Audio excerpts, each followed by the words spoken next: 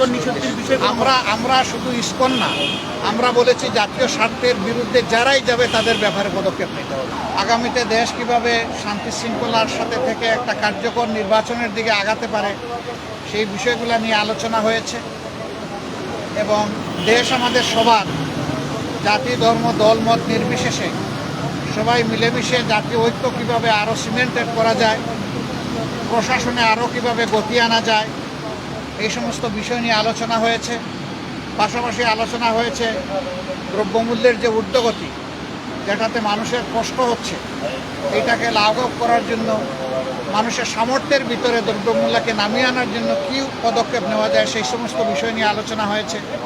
আগামীতে রমজান মাস আসছে, এটাকে সামনে রেখে অসাধু ব্যবসায়ীরা যাতে বাজারে কৃত্রিম সংকট সৃষ্টি করতে না পারেন এই সমস্ত বিষয়ে আমরা পরামর্শ করেছি।